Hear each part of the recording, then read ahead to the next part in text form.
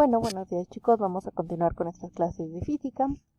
Vamos a hacer un breve repaso de los ejercicios de tarea que se quedaron. En uno de los ejercicios fue referente a un submarino que nos pedían saber a qué profundidad se encontraba. O sea, que queríamos saber la altura.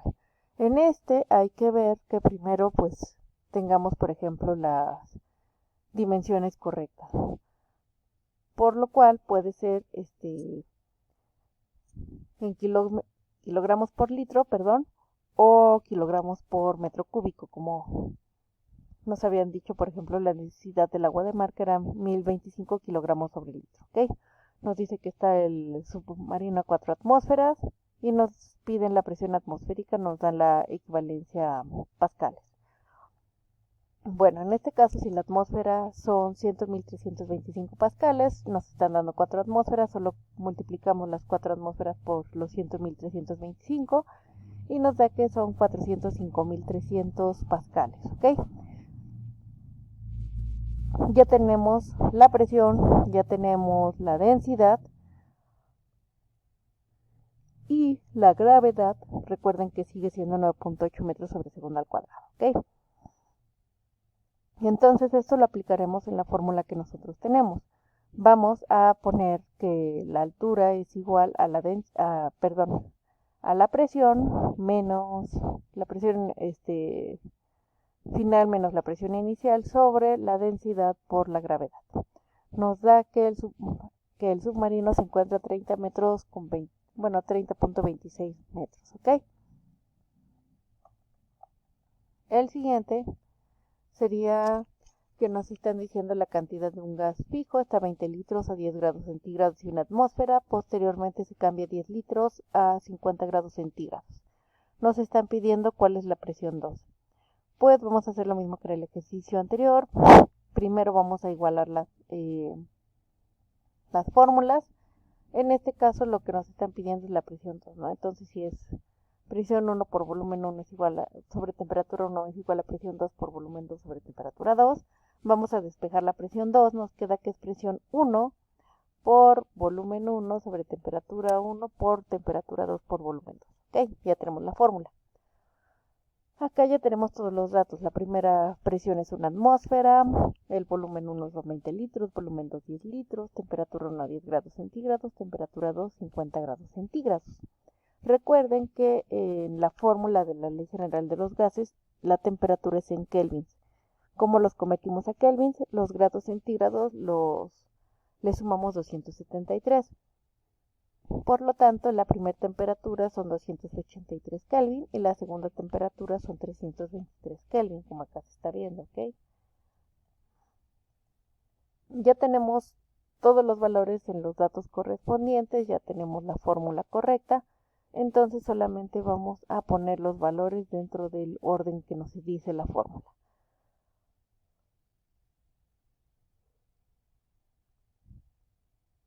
Dividiendo los 20 litros entre los 283 Kelvin, nos va a quedar que es 0.0707 atmósferas litros sobre Kelvin, ¿ok? Por 323 sobre 10, pues son 32.3, ¿ok? Esta multiplicación nos da como resultado que es 2.28 atmósferas, que es la presión a la cual se sometió el gas para que cambie este volumen, ¿ok? Bueno, después dejamos unas conversiones de temperatura de 110 Fahrenheit a centígrados y 37 centígrados a Fahrenheit. Recuerden que cuando es Fahrenheit a centígrados, a la temperatura que nos están dando se le resta 32, que sería lo equivalente a los 0 grados centígrados, sobre 1.8, que es la cantidad de divisiones que hay equivalente a 100 grados centígrados. Nos da que como resultado que son 43.33 grados centígrados, a lo que equivalen los 110 grados Fahrenheit. De centígrados a Fahrenheit nada más serían 37 por 1.8 más 32 nos da como resultado 98.6 grados Fahrenheit. En el último ejercicio nos están dando una carga de 6 por 10 a la menos 6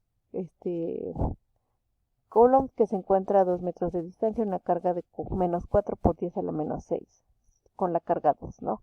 Nos están pidiendo cuál es la magnitud de fuerza entre estas dos cargas. Por lo tanto, la fuerza o la magnitud de fuerza va a ser igual a pues la multiplicación de las cargas, ¿no?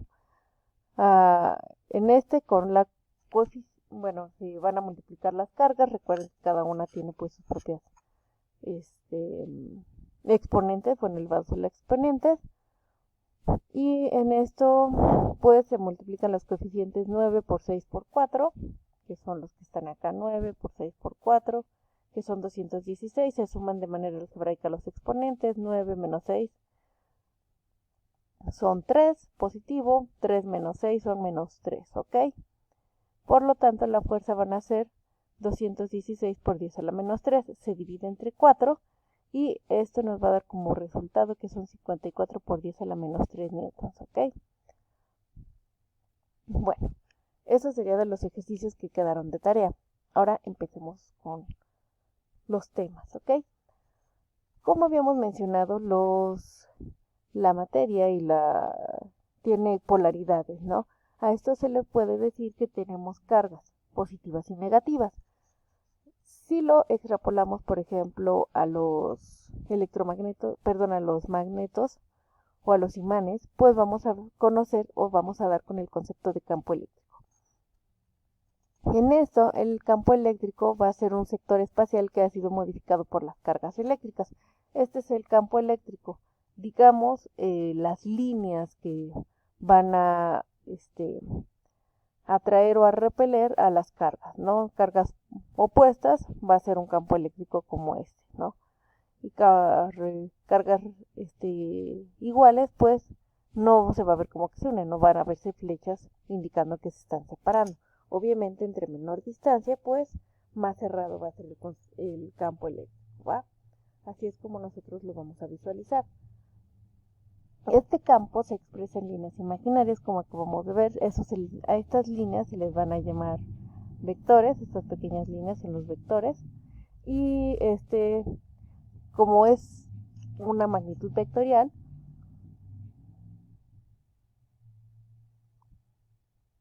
en el sistema internacional va a ser la unidad de medida Newton por Coulomb o N sobre C. O también se puede expresar por medio de volts sobre metro, ¿ok? ¿Por qué? Porque está haciendo referencia a la distancia que van a abarcar su campo magnético. Ya, si se fija, nosotros nos estamos empezando a entrar en el campo de la energía eléctrica, de la electricidad, ¿no? Por lo tanto, hay que considerar la intensidad del campo eléctrico. Su intensidad, simplificada comúnmente a la expresión como de campo eléctrico, va a tener como fórmula para calcular la intensidad del campo como el campo eléctrico, que sería con una línea que dice que es un vector, una magnitud vectorial, es igual a la fuerza eléctrica vectorial sobre la carga eléctrica. En esta, el campo eléctrico va a darnos newton sobre coulomb, así es que la fuerza va a ser en newtons, la carga va a ser en coulomb, o como también nos habían dicho anteriormente, puede ser en volts sobre metro, ¿ok? La potencia eléctrica es otro concepto que también está relacionado, y en este nos dice que la potencia es la proporción por unidad de tiempo. Esto es la cantidad de energía entregada o absorbida por un elemento en un momento determinado. Su unidad de medida es el vatio o el watt. ¿Cómo obtenemos la potencia eléctrica? Con la fórmula de potencia es igual a volt por corriente, donde I es la corriente o es el valor instantáneo de la intensidad de corriente, y volts o la W es el valor instantáneo de voltaje. Sus unidades de medida es corriente, va a ser en amperes, y el voltaje en voltios. La potencia va a ser expresada en watts o vatios. Bueno, es lo mismo, solo que se puede pronunciar de forma distinta, ¿ok? Considerando esta fórmula, tenemos que la intensidad, un ejercicio donde la intensidad de una bombilla de 60 watts y sus terminales están a un voltaje de 220 volts. Aplicando la fórmula, que es potencia es igual a volt por corriente, pues tendríamos que hacer un despeje, ¿no?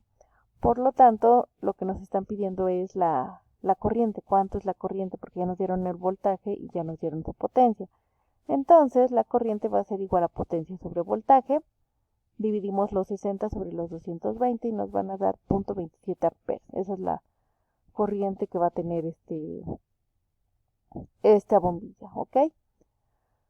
Considerando esta fórmula, les dejo esta pequeña tarea donde dice qué potencia desarrolla un motor eléctrico si se conecta a una diferencia de potencia de 150 volts para generar una intensidad de corriente de 6 amperios.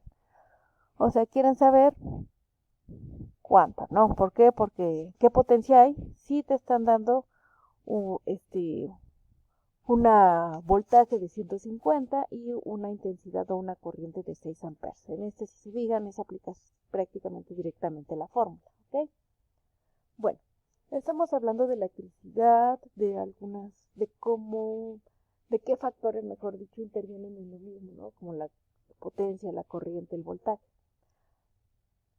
Pero hay que saber que no todos los materiales son aptos para conducir la electricidad. ¿Por qué? Porque algunos tienen mayor resistencia o menor resistencia al paso de esta energía. Esta transición o este paso de energía se le llama que es la conducción eléctrica, ¿ok? La conducción eléctrica está presente en todos los cuerpos, solamente que unos tienen mayor capacidad de conducción y otros menor. O sea que unos van a tener un mayor paso libre de electrones a través de ese cuerpo, esa materia.